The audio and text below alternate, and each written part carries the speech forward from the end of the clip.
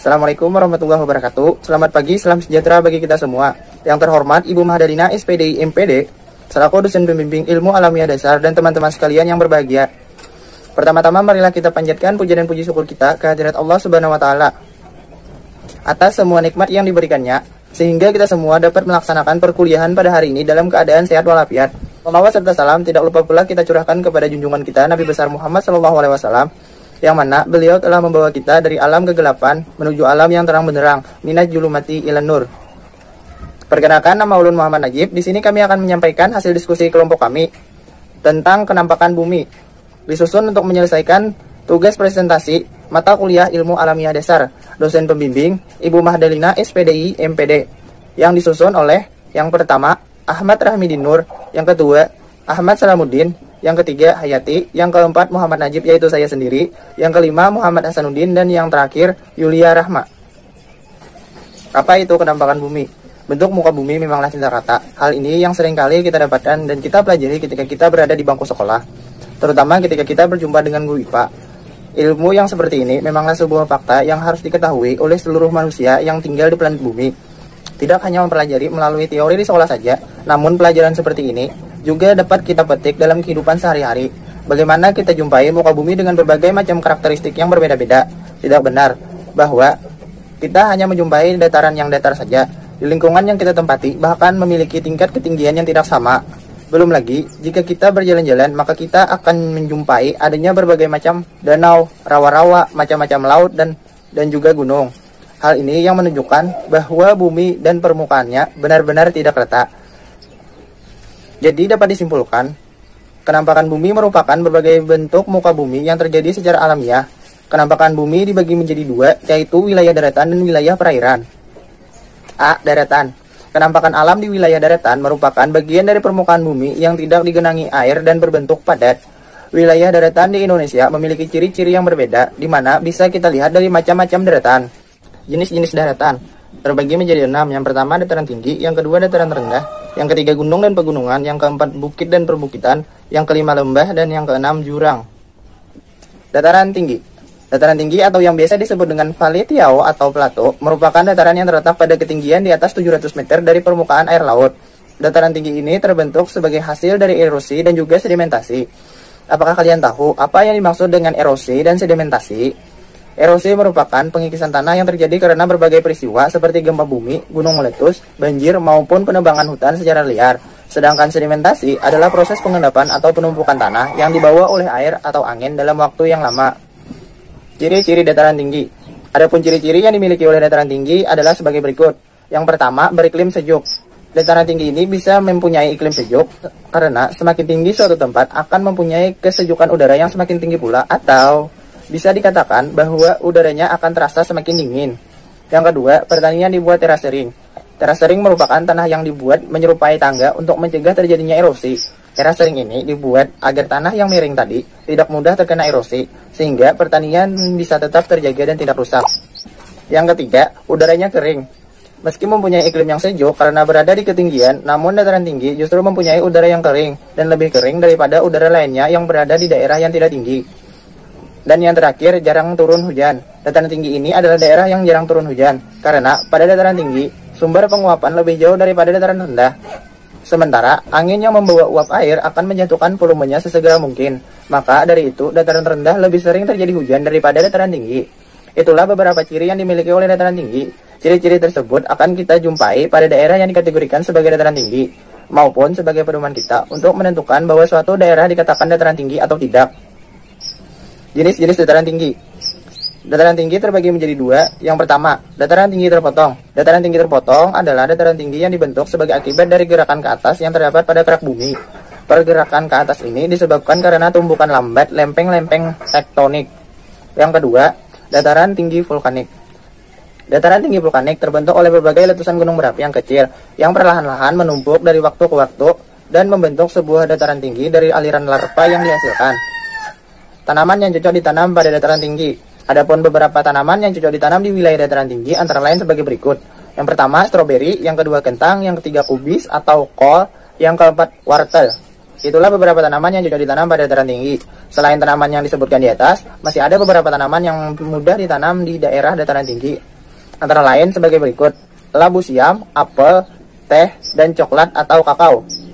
Dataran rendah. Dataran rendah adalah hamparan luas tanah yang dengan tingkat ketinggian yang diukur dari permukaan air laut relatif lebih rendah atau kurang dari 200 meter di atas permukaan air laut.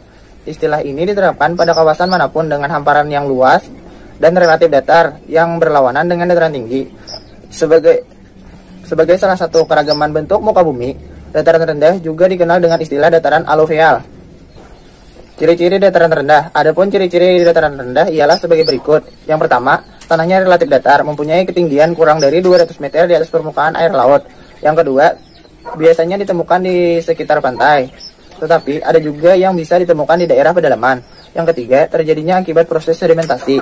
Di Indonesia sendiri, dataran rendah terjadi karena akibat dari sedimentasi sungai. Yang keempat, tanahnya lebih subur dan banyak yang ditempati penduduk jika dibandingkan atas daerah pegunungan. Yang kelima, mempunyai tekanan udara yang lebih tinggi daripada daerah pegunungan atau dataran tinggi. Tanaman yang cocok ditanam di daerah dataran rendah. Adapun tanaman yang cocok ditanam di daerah dataran rendah antara lain sebagai berikut. Yang pertama padi, yang kedua kelapa, yang ketiga pisang, dan yang terakhir jagung. Contoh dataran rendah, salah satunya adalah kota Banjarmasin. Kota Banjarmasin ini juga mendapat sebutan kota seribu sungai. Sungai yang terkenal adalah Sungai Mertapura dan Sungai Barito. Masyarakat kota Banjarmasin menggunakan sungai sebagai media transportasi dan perdagangan. Banjarmasin juga mempunyai dataran rendah yang sebagian besar berawa gambut. Jenis tanah di daerah ini adalah tanah aluvial yang sebagian besar berstruktur lempung. Wilayah ini juga memiliki batuan dasar berupa batuan metamorf yang pada permukaannya ditutupi oleh pasir, kerikil, dan lempung. Bukit dan perbukitan. Bukit adalah jenis dataran yang mempunyai permukaan tanah lebih tinggi daripada permukaan tanah di sekelilingnya. Tinggi dari bukit lebih rendah dibandingkan dengan gunung atau kurang dari 700 meter. Sedangkan perbukitan adalah rangkaian bukit yang berjejer dari sebuah wilayah yang bukit itu terhubung satu sama lain. Jadi misalnya sebutin aja, itu namanya bukit. Misalnya berjejer dan saling berhubungan, itu namanya perbukitan. Nama saya Yulia Rahma. Di sini saya akan melanjutkan presentasi dari teman saya yaitu Muhammad Najib. Materi yang akan saya sampaikan yaitu tentang gunung, pegunungan, serta jurang. Langsung saja yang materi keempat, gunung. Gunung merupakan bentuk permukaan bumi yang menjulang tinggi dan memiliki puncak, lereng, serta kaki gunung. Yang kedua, ciri-ciri gunung. Ciri-ciri gunung. Yang pertama, ketinggian rata-rata di atas 600 meter. Yang kedua, lebih tinggi dari bukit, cenderung curam, membentuk kerucut, serta memiliki puncak. Yang ketiga, semakin ke puncak, maka suhu akan semakin rendah. Yang keempat, terdapat yang aktif atau berapi dan tidak aktif atau yang mati. Yang kelima, gunung terbentuk karena adanya gerakan tektonik pada lempeng, gerakan epirogenik, serta gerakan orogenik. Bentuk-bentuk gunung. Berikut bentuk-bentuk gunung. Yang pertama, gunung perisai, set volcano. Yang kedua, gunung api rekahan, fissure volcano. Yang ketiga, gunung api kubah, dome volcano. Yang keempat, gunung api kerucut bara, cinder cone. Yang kelima, gunung api kerucut strato. Yang keenam, gunung api kaldera. Yang ketujuh, gunung api campuran. Tipe gunung api. Berikut tipe-tipe gunung api. Yang pertama, Hawaii. Yang kedua, Stromboli. Yang ketiga, volcano lemah. Yang keempat, tipe Pili. Yang kelima, volcano kuat. Yang keenam, Stephenson. Yang ketujuh, tipe Merapi. Manfaat gunung. Di antaranya beberapa manfaat gunung. Yang pertama, untuk menyuburkan tanah. Yang kedua, untuk objek wisata. Yang ketiga, material. Dan yang terakhir atau yang keempat, untuk usaha perkebunan.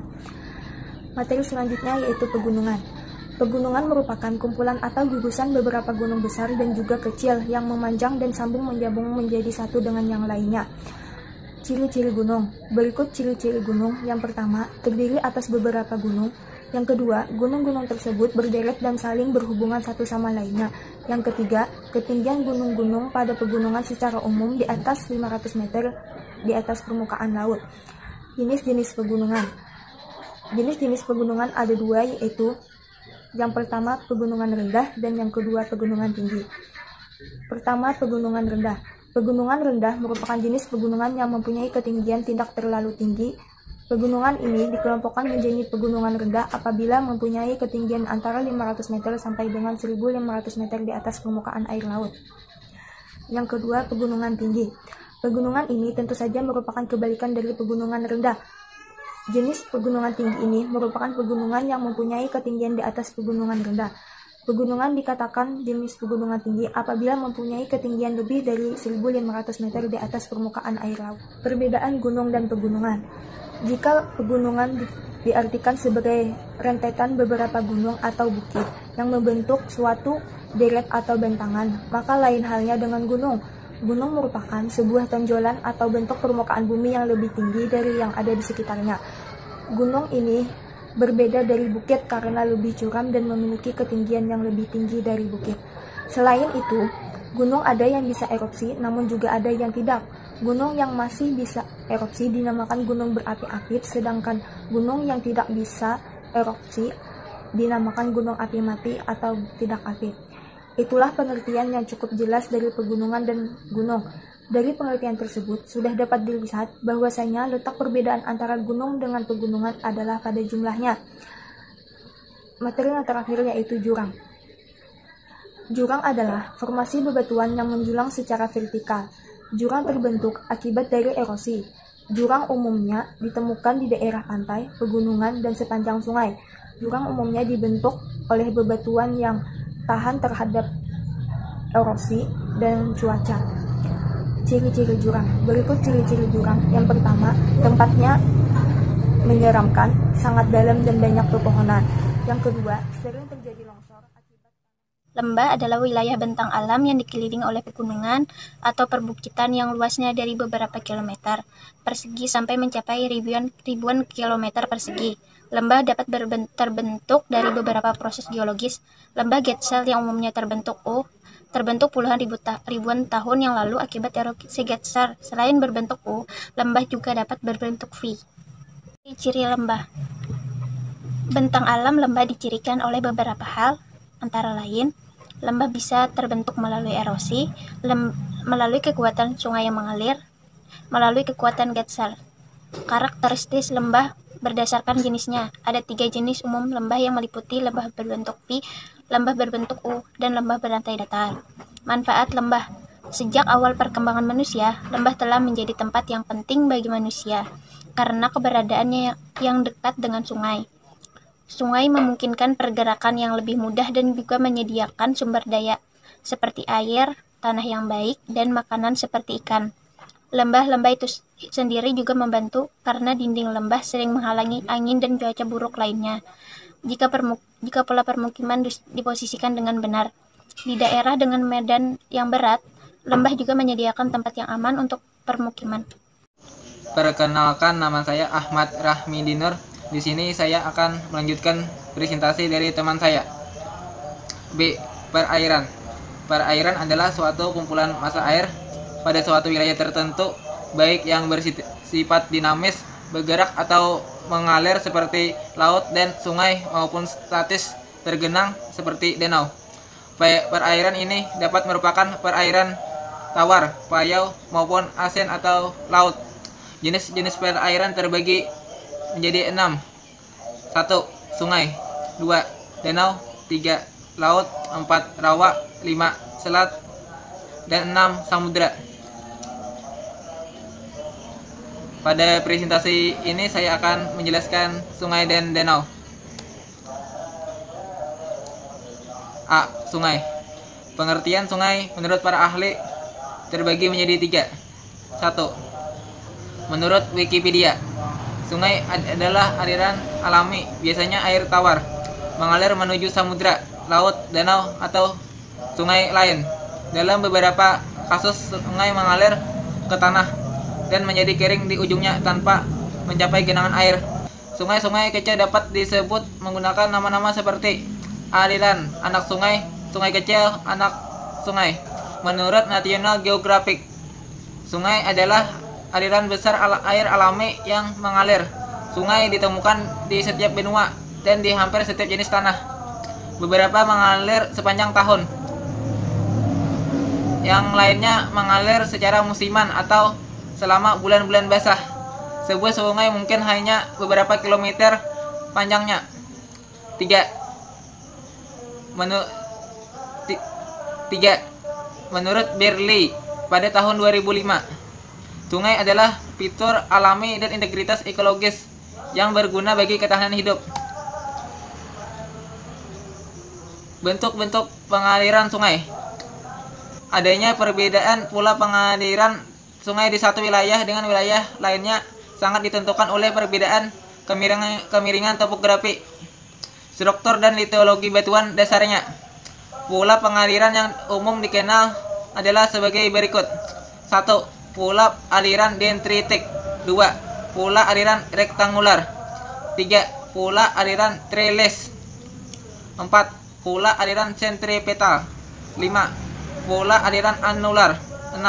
Pola aliran paralel atau pola aliran sejajar. Jenis klasifikasi sungai terbagi menjadi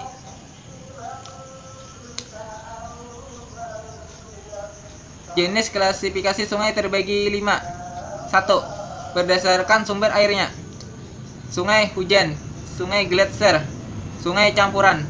2. Berdasarkan debit airnya atau volume airnya. Sungai permanen, sungai periodik, sungai episodik, sungai efemeral. 3. Berdasarkan asal kejadiannya atau genetikanya. Sungai konsekuen, sungai subsekuen, sungai obsekuen, sungai resekuen, sungai ensekuen. 4. Berdasarkan struktur geologinya. Sungai anteseden, sungai superposet. 5. Berdasarkan pola alirannya. Radial atau menjari, dendritik, rektangular, anular. Arah aliran sungai. Berdasarkan arah aliran sungai dibagi menjadi sebagai berikut antara lain. 1. Sungai konsekuen merupakan sungai yang arah alirannya sesuai kemiringan batuan. 2. Sungai subsekuen merupakan sungai yang arah alirannya tegak lurus sungai konsekuen. 3. Sungai obsekuen merupakan anak sungai subsekuen yang arah alirannya berlawanan sungai. 3. Sungai obsekuen merupakan anak sungai subsekuen yang arah alirannya berlawanan kemiringan batuan. 4. Sungai resekuen merupakan anak sungai subsekuen yang arah alirannya searah kemiringan batuan. 5. Sungai ensekuen merupakan sungai yang arah alirannya teratur dan tidak terikat lapisan batuan yang dilaluinya. Fungsi dan manfaat sungai. 1. Penampung air. 2. Mengalirkan air ke hilir. 3. Pembangkit listrik. 4. Pusat dari ekosistem.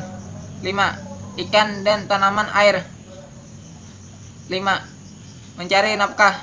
6. Sumber bahan konsumsi. 7. Tempat rekreasi. 8. Lokasi mencari ketenangan dan relaksasi.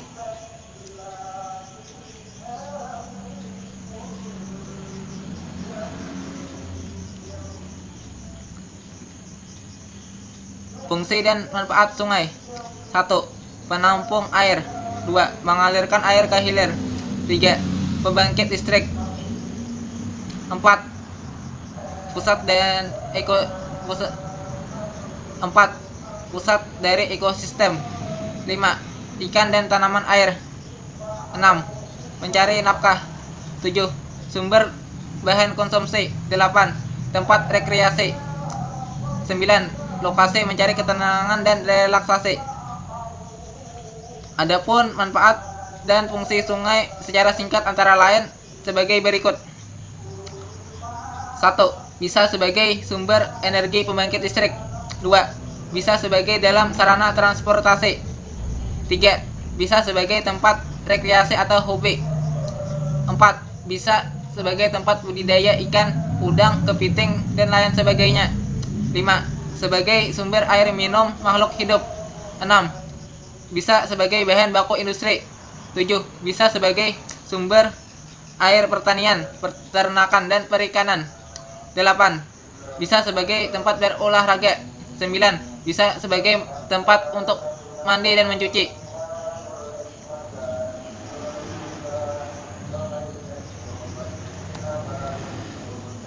B. Danau. Pengertian danau menurut para ahli. Adapun definisi danau menurut para ahli sebagai berikut. 1. Encyclopedia Britannica. Danau adalah suatu badan air yang relatif besar yang bergerak perlahan atau genangan air yang menempati lembah pedalaman dengan ukuran yang cukup besar. 2. OSGS. Danau sebenarnya hanyalah komponen lain dari air permukaan bumi. Danau adalah tempat limpasan air permukaan dan rembesan air tanah menumpuk di titik rendah relatif terhadap pedesaan di sekitarnya. Proses pembentukan danau. 1. Erupsi. Proses pembentukan danau. 1. Erupsi vulkanik gunung api. 2. Pertambangan. 3. Danau buatan. Jenis danau.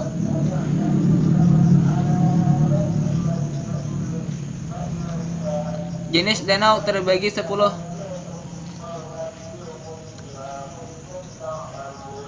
Jenis danau.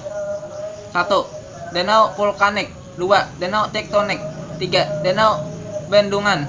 4. Danau karst. 5. Danau vulkanik tektonik. 6. Danau glasial. 7. Danau sungai mati. 8. Danau sirkuit. 9. Danau laguna. 10. Danau industri.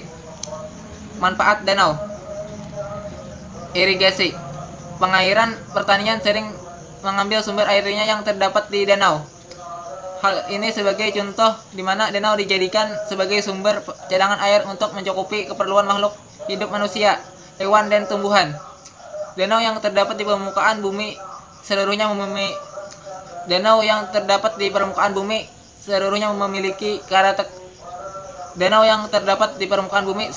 memiliki karakteristik air tawar.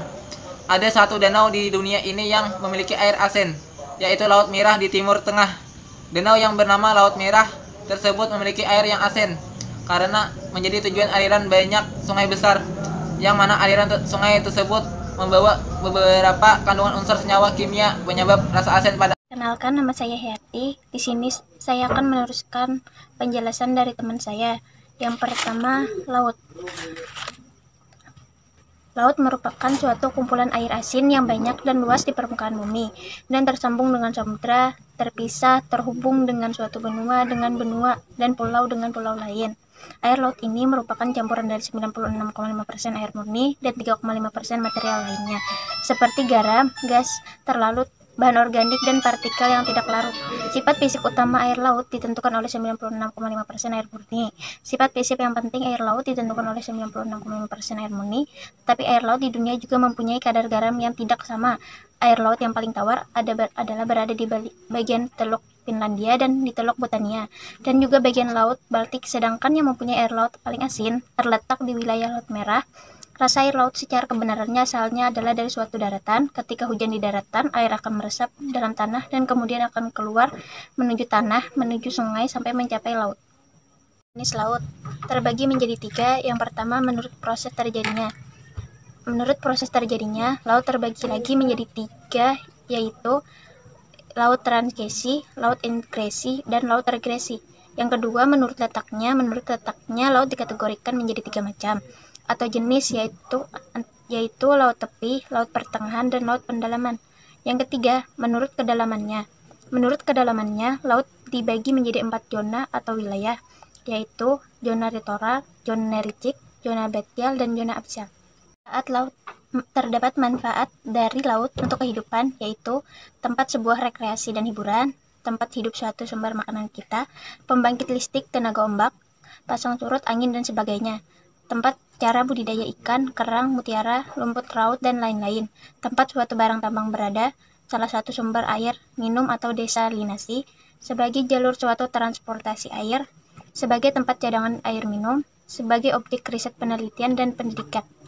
Rawa. Rawa adalah dataran bertanah basah yang selalu digenangi air secara alami. Genangan itu disebabkan oleh sistem drainasi atau pelepasan air yang sangat buruk dan letaknya lebih rendah dari daerah di sekelilingnya. Rawa biasanya berada di sekitar sungai atau muara sungai yang cukup besar. Ciri-ciri rawa dan manfaat rawa. Ciri-ciri rawa. Beberapa ciri-ciri rawa yakni warna air cenderung keruh bahkan terkadang merah. Pada umumnya terdapat di cekungan dengan topologi sekitar relatif datar. Airnya bersifat asam karena selalu terjadi penggenangan. Sifat kimia tanahnya anorganik dan mengandung pirit. Bagian dasar berupa tanah gambut. Bagian di permukaan ditutupi oleh tumbuhan air seperti bakau dan eceng gondok. Manfaat rawa. Rawa memiliki beberapa manfaat bagi makhluk hidup. Di antaranya yaitu sumber cadangan air. Rawa mampu menyerap dan menyimpan kelebihan air dari daerah sekitarnya, terutama saat musim hujan. Ya, Assalamualaikum warahmatullahi wabarakatuh. Perkenalkan, nama saya Ahmad Salamuddin, mau meneruskan materi yang disampaikan oleh teman saya tadi. Dan langsung saja ke materi. Selat adalah laut yang sempit yang menghubungkan dua pulau atau lebih yang saling berdekatan. Selat berfungsi sebagai pemisah pulau dan juga sebagai penghubung antar pulau. Manfaat selat jalur transportasi laut, sumber perikanan yang melimpah, pusat perekonomian masyarakat. Ciri-ciri selat ada 3. 1. Terletak di antara 2 permukaan dataran. 2. Laut sempit yang menghubungkan pulau yang berdekatan. 3. Terletak di antara 2 pulau yang besar. Contoh selat: 1. Selat Alas. 2. Selat Alor. 3. Selat Badung. 4. Selat Benggala. 5. Selat Bali. Dan 6. Selat Bangka.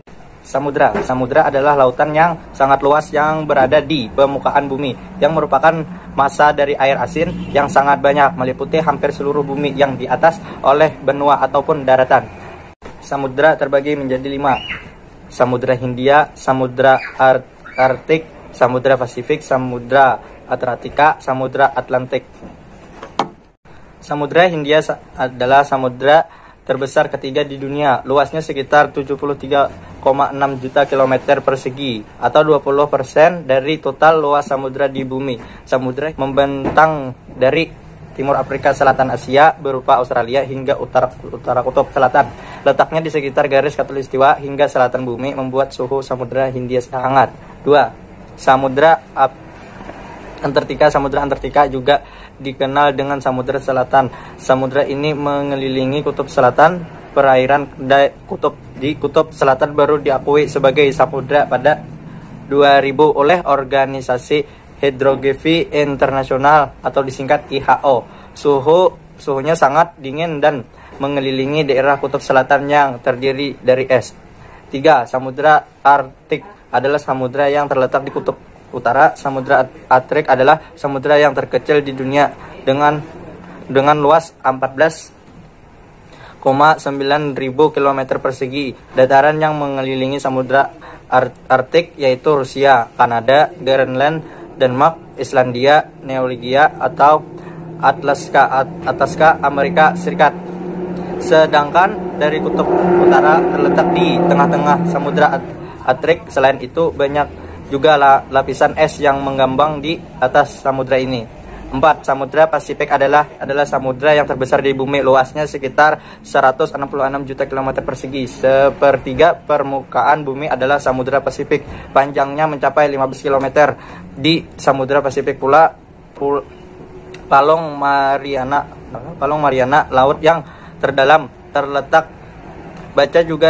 Baca juga di mana posisi samudra di permukaan bumi. Palong Mariana memiliki kedalaman 11 meter, lebih tinggi dari gunung tertinggi, Gunung Everest, dan ketinggian 8.848 meter. 5. Samudra Atlantik. Samudra Atlantik adalah samudra terbesar kedua di dunia. Luasnya sekitar 8.2.443 km persegi atau seperleman luas permukaan bumi. Namun Samudra Atlantik merupakan samudra yang termuda di antara samudra lainnya. Samudra ini terbentuk sekitar 200 juta tahun yang lalu ketika benua raksasa Pangea terpecah menjadi beberapa benua. Samudra Atlantik membentang di utara hingga selatan bumi, letaknya di antara benua Amerika, benua Eropa, dan benua Asia.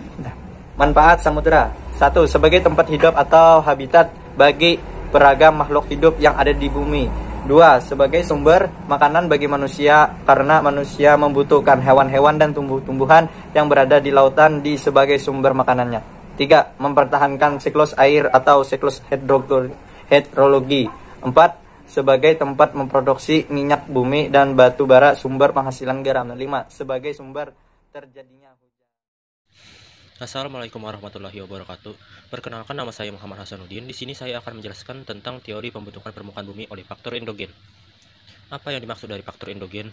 Yang dimaksud dari faktor endogen adalah tenaga endogen. Tenaga endogen adalah tenaga yang berasal dari dalam bumi yang menyebabkan perubahan pada kulit bumi. Tenaga endogen ini sifatnya membentuk permukaan bumi menjadi tidak rata. Mungkin saja di suatu daerah dulunya permukaan bumi rata atau datar, tetapi akibat tenaga endogen ini berubah menjadi wujudannya dataran tinggi, bumi seperti gunung, bukit, atau pegunungan. Pada bagian lain dari permukaan bumi turun, menciptakan permukaan bumi yang disebut dataran rendah. Teori yang pertama yang akan saya jelaskan adalah teori kontraksi atau Theory of a Shrinking Earth. Teori ini diformulasikan oleh James Dana pada tahun 1874 dan Elie de Bauman pada tahun 1852. Teori ini mengemukakan bahwa kerak bumi mengalami pengerutan karena bagian dalamnya mengalami pendinginan sebagai akibat konduksi panas yang mengakibatkan terbentuknya pegunungan tinggi dan lembah-lembah di permukaan bumi. Namun teori ini dikritik. Kritikan tersebut antara lain menyatakan bahwa bumi tidak akan mengalami penurunan suhu yang sangat drastis, sehingga mengakibatkan terbentuknya pegunungan dan lembah-lembah di permukaan bumi. Di dalam bumi juga banyak terdapat unsur radioaktif yang selalu memancarkan panas sehingga ada tambahan panas bumi. Yang kedua, teori dua benua atau Laurasia Gondwana Theory. Teori ini dikemukakan oleh Edward Suess pada tahun 1884 dan Frank B. Taylor pada tahun 1910. Teori ini mengemukakan bahwa mula ada dua benua yang berlokasi di kedua kutub bumi. Benua tersebut diberi nama Laurentia atau Laurasia dan Gondwana. Kemudian keduanya bergerak ke ekuator secara pelan-pelan, terpecah-pecah dan membentuk benua-benua yang sudah ada sekarang. Sesuai gambar yang ada di sebelah, Amerika Selatan, Afrika, dan Australia dahulu menyatu dalam Gondwana, sedangkan benua-benua lainnya menyatu dalam Laurasia. Teori Laurasia Gondwana ini diyakini banyak ahli karena bentuk pecahan-pecahan benua tersebut apabila digabungkan dapat menciptakan suatu benua. Namun penyebab pecahnya benua-benua tersebut belum dapat ditemukan. Yang ketiga, tentang teori pergeseran benua atau Continental Drift Theory. Teori ini diformulasikan oleh Alfred Wegener pada tahun 1915 dalam bukunya The Origin, Content, and Oceans. Teori ini mengemukakan bahwa dahulu mula-mula hanya ada satu benua yang disebut Pangea, berasal dari bahasa Yunani yang berarti keseluruhan bumi, serta sebuah samudra bernama Pantalasa. Kemudian pada permulaan zaman Mesozoikum, benua tersebut mulai bergeser secara perlahan ke arah ekuator dan barat, sampai terpecah dan mencapai pada posisi seperti yang ada sekarang. Bisa dilihat prosesnya di gambar sebelah. Teori ini hampir sama dengan Laurasia Gondwana, yang membedakannya hanya benuanya yang dimiliki, yaitu Laurasia Gondwana memiliki dua benua, sedangkan pergeseran benua hanya memiliki satu benua, yaitu Pangea. Namun pada akhirnya teori ini dikritik pada tahun 1960-an, yaitu kritik tersebut mempertanyakan kemungkinan massa benua yang sangat besar dan berat dapat bergeser di atas lautan yang keras. Kalian bisa melihat proses pergeseran benua berproses dari pergeseran pertama sampai ke posisi benua yang sekarang. Yang keempat, teori konveksi. Teori ini diformulasikan oleh Harry H. Hess pada tahun 1962 dalam bukunya History of the Ocean Basin. Teori ini mengungkapkan bahwa terjadi aliran konveksi ke arah vertikal di dalam lapisan astenosfer yang agak kental. Aliran tersebut berpengaruh sampai ke kerak bumi yang ada di atasnya. Aliran konveksi yang merambat ke dalam kerak bumi menyebabkan batuan kerak bumi menjadi lunak. Gerak aliran dari dalam mengakibatkan permukaan bumi menjadi tidak rata. Kemudian aliran konveksi yang akan sampai ke permukaan bumi di mid ocean ridge atau punggung tengah laut, yaitu di puncak midnya, lava mengalir dari dalam kemudian tersebar ke kedua sisinya dan membentuk kerak bumi yang baru. Gambar prosesnya bisa dilihat dari gambar sebelah dan di halaman selanjutnya. Yang kelima, teori pergeseran dasar laut atau Seafloor Spreading Theory. Teori ini diformulasikan oleh Robert Diaz pada tahun 1961, seorang ahli geologi dasar laut Amerika Serikat yang mengembangkan teori konveksi yang dikemukakan oleh Hess. Penelitian topografi dasar laut yang dilakukannya menemukan bukti-bukti baru tentang terjadinya pergeseran dasar laut dari arah punggung dasar laut ke kedua sisinya. Penyelidikan umur sedimen dasar laut yang mendukung teori tersebut, yaitu makin jauh dari punggung dasar laut, umurnya makin tua. Hal itu berarti ada gerakan yang arahnya dari punggung dasar laut. Yang terakhir, teori lempeng tektonik. Teori ini diformulasikan oleh Dan Mackenzie dan Robert Parker pada tahun 1967, seorang ahli geofisika Inggris Kedua ahli itu menyampaikan teori yang menyempurnakan teori-teori sebelumnya seperti pergeseran benua, pergeseran dasar laut, dan teori konveksi sebagai satu kesatuan konsep yang sangat berharga dan diterima oleh para ahli geologi.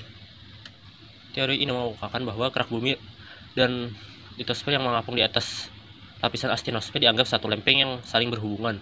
Aliran konveksi yang keluar dari punggung laut menyebar ke kedua sisinya, sedangkan di bagian lain akan masuk kembali ke lapisan dalam dan bercampur dengan materi di lapisan itu.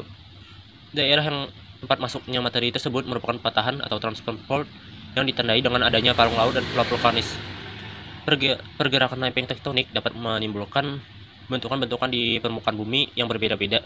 Keragaman bentukan tersebut dipengaruhi oleh arah dan kekuatan gerak lempeng. Ada 3 kemungkinan kekuatan pergerakan dua lempeng, yaitu sama-sama kuat, sama-sama lemah, dan yang satu kuat sedangkan satu yang lain lemah. Demikian tentang teori perkembangan permukaan bumi. Selanjutnya saya akan menjelaskan tentang perubahan permukaan bumi. Permukaan bumi akan selalu mengalami perubahan seiring waktu. Daratan dan lingkungan merupakan permukaan bumi yang dapat mengalami perubahan. Ada 2 faktor yang memengaruhi perubahan bentuk permukaan bumi, yaitu tenaga endogen dan tenaga eksogen. Faktor yang memengaruhi perubahan permukaan bumi dari tenaga endogen adalah tektonisme, vulkanisme, dan seismik.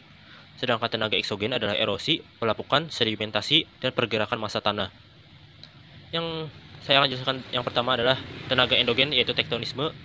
Tenaga tektonisme adalah tenaga yang ditimbulkan oleh perubahan lapisan batuan pada permukaan bumi secara horizontal maupun vertikal.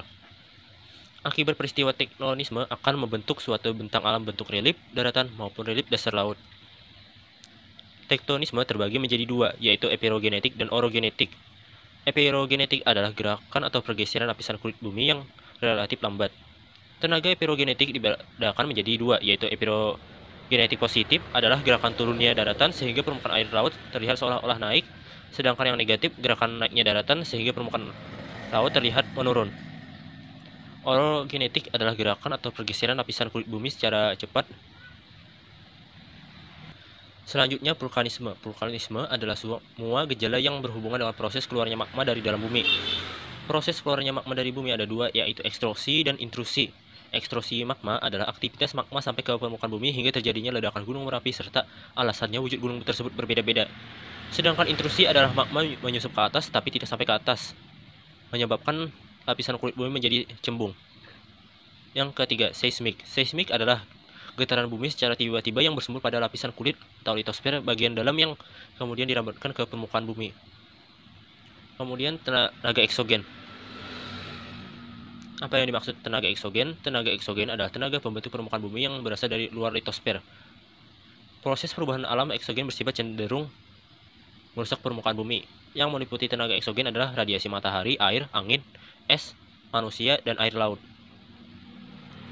Yang pertama adalah pelapukan. Pelapukan adalah peristiwa penghancuran, pelepasan bagian-bagian batuan zat penghancur. Ada beberapa macam pelapukan. Pelapukan kimiawi, yaitu penghancuran batuan yang mengubah susunan kimia dari batuan yang dilapukan. Pelapukan fisik atau mekanik, yaitu proses pelapukan yang disebabkan temperatur air, arus air, kekuatan angin, ombak, dan es. Dan pelapukan organik yang terjadi oleh kerja makhluk hidup. Yang kedua, sedimentasi. Sedimentasi atau pengendapan adalah proses pengendapan material hasil erosi di area tertentu. Kemudian bahan atau material pengendapan tersebut menyatu lalu membentuk suatu batuan sedimen yang terendapkan tidak jauh dari sumbernya. Sedimentasi terbagi menjadi 3, yaitu sedimentasi air, angin, dan gletser. Yang ketiga, erosi. Erosi adalah peristiwa pengikisan batuan atau tanah oleh zat yang bergerak seperti air mengalir, ombak laut, dan berbagainya. Gambar yang ditampilkan adalah gambar hasil erosi. Yang terakhir, pergerakan massa tanah atau mass wasting. Pergerakan massa tanah adalah semua pengangkutan massa tanah menuruni lereng karena adanya pengaruh gravitasi. Peristiwa pergerakan massa tanah ini sering kita sebut dengan longsor. Demikian presentasi yang dapat kami sampaikan. Jika terdapat kesalahan, mohon kiranya untuk dimaafkan, karena kami hanya manusia biasa yang tidak luput dari kesalahan. Oh iya, untuk sesi tanya jawab kita lanjutkan lewat grup WA saja. Jadi kami tutup. Wallahul muwaffiq ila aqwamit thoriq. Wassalamualaikum warahmatullahi wabarakatuh.